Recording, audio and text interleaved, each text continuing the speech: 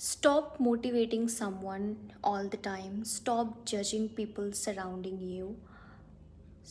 मुझे ऐसा लगता है कि अगर कभी कोई आपके पास आपका अपना if they come to tell you something like,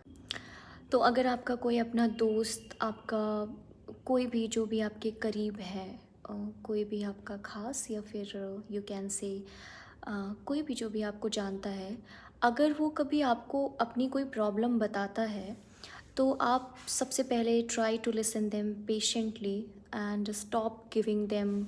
that ideology. और आपको लगता है कि उस वक्त हो सकता है ज़िंदगी में आप कुछ अच्छा कर रहे हैं, तो आप सामने वाले को मोटिवेट करने लगते हैं, विच यू शुड नॉट, क्योंकि आपको नहीं पता होता है कौन किस फेस से, किस सिचुएशन से गुज़र रहा है। और उसको कई बार होता है कि they know everything, they know all the logics, they know all the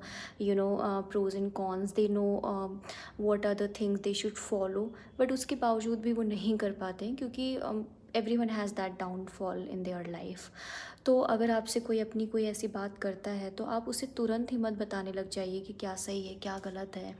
या फिर उसे क्या फ़ॉलो करना चाहिए, या इंस्पिरेशन देने की कोशिश। क्योंकि if someone has open their mouth in front of you, अगर कोई अपनी कंफर्ट जोन से बाहर निकल के आपको कुछ बता रहा है,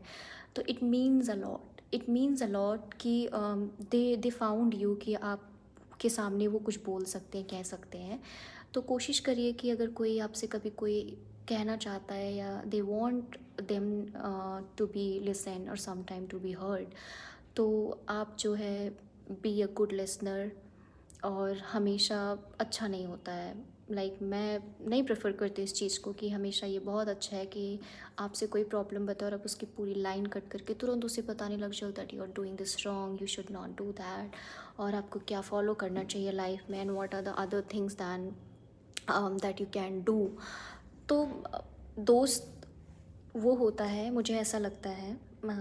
फॉर एग्ज़ाम्पल मेरे पास भी बहुत ज्ञान है, बहुत नॉलेज है, और मेरे पास मेरे जो फ्रेंड्स हैं they are more knowledgeable might be than me sometimes. But कई बार होता है कि if I am going to tell them anything, so they are not going to जज me, they are not going to say anything motivational inspirational, because they know कि जब मुझे करना होगा तो I can do on my own. Sometimes you just need someone who can listen you fully, and those words which can be said and which are left unsaid as well.